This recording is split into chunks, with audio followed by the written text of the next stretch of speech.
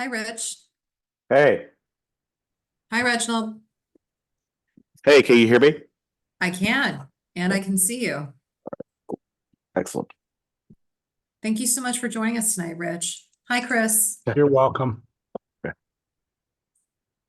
Hello. Well, We will give, we'll give David a few minutes. I know sometimes he's on the go and whatnot, so we'll just give him a few minutes to get going, and then we'll get things started.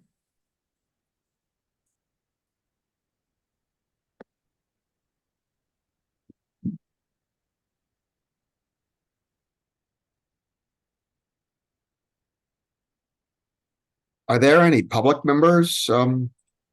We have Jerry, I believe it's Jerry. Jerry Connolly is a public attendee that I see. Hey, He's been very diligent. I think very impressive, very diligent.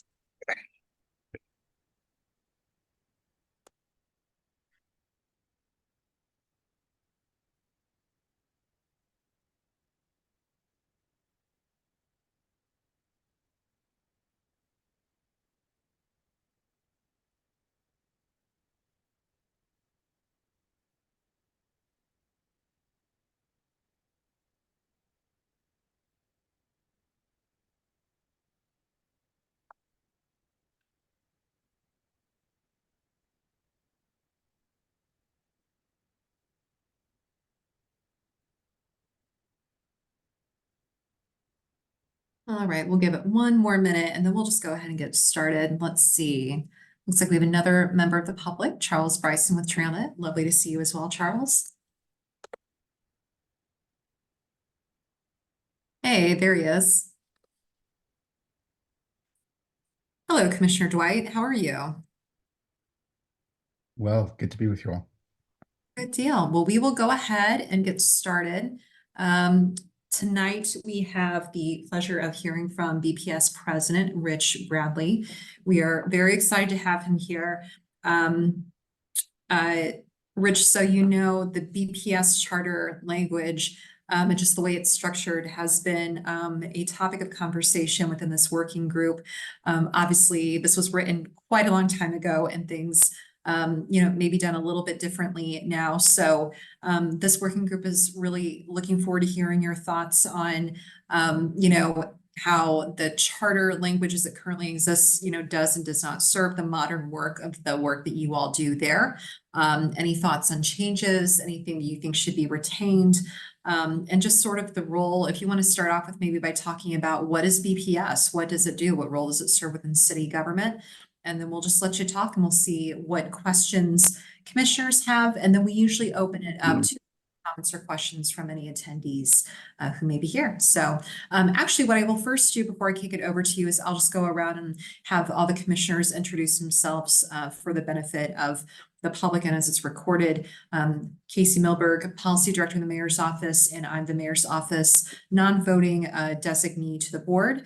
And I'll kick it over to, let's see who's up next, Reginald.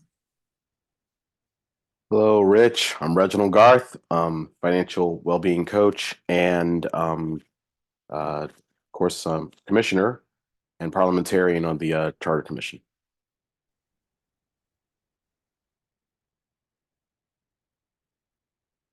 I'll jump in. Mr.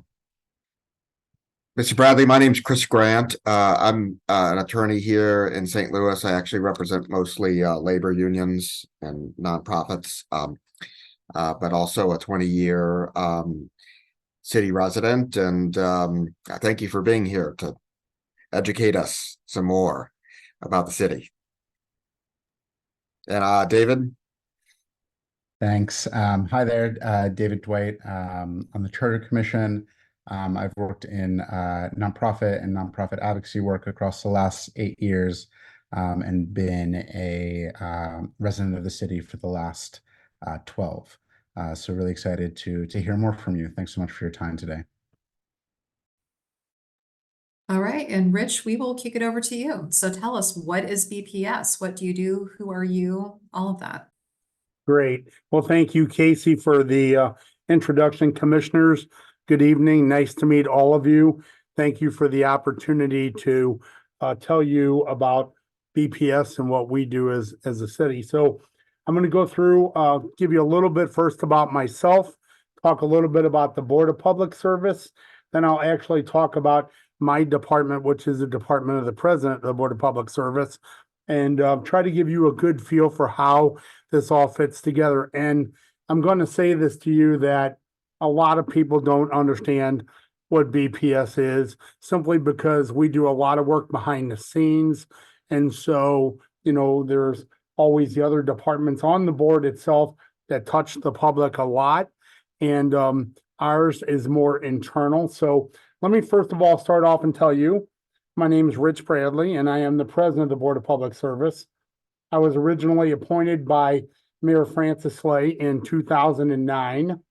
I am currently on my 4th appointment under 3 different mayors, and those are 4-year appointments. I'm very proud of the fact that I'm currently in my 15th year as the BPS president. In the history of the city since the charter in 1914, there have been 17 BPS presidents, and I am currently the 2nd longest tenured. So I'm very proud of that fact.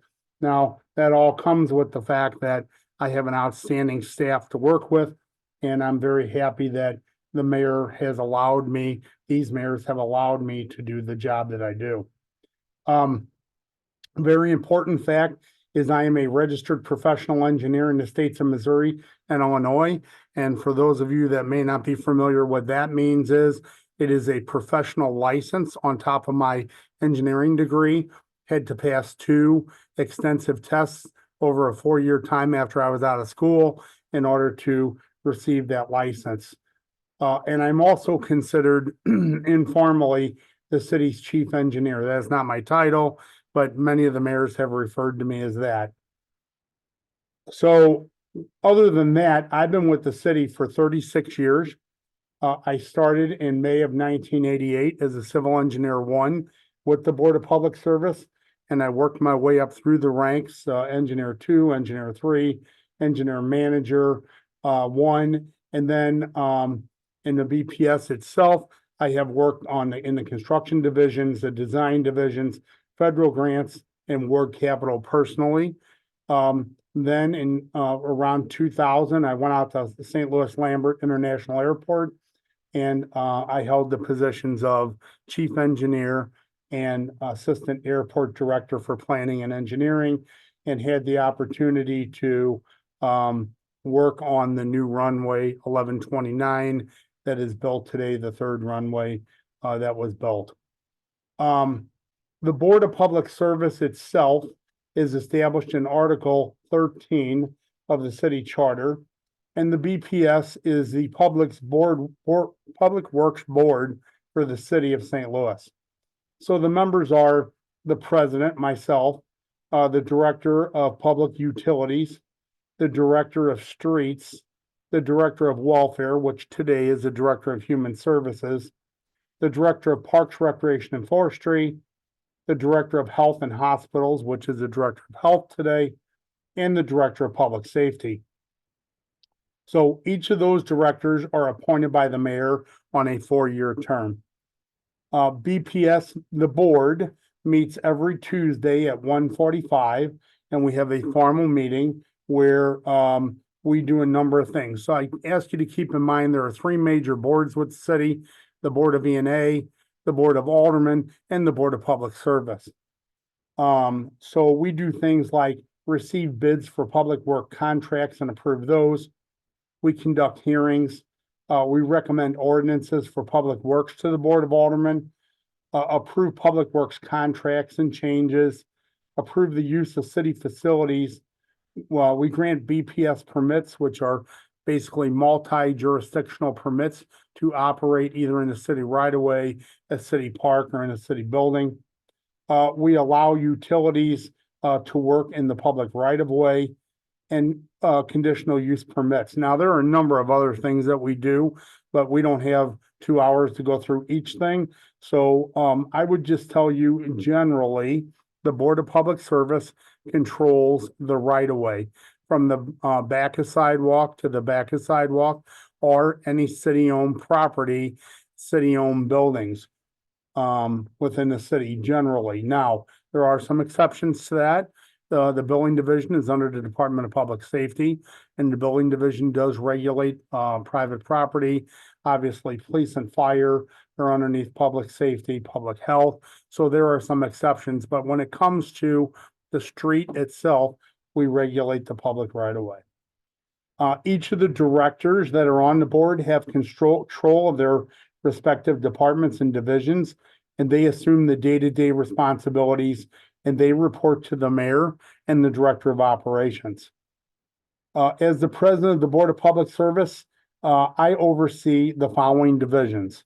So first of all, there is the president's office, which has divisions of administration and payroll and accounting, contracting, planning, engineering design, engineering construction, ward liaisons, and the BPS secretary's office, who is the secretary to the actual board. Then there's also the division of facilities management, which is under one of my commissioners, and they are all the carpenters, plumbers, electricians, HVAC mechanics, custodial trades folks that take care of approximately 160 buildings in the city of St. Louis.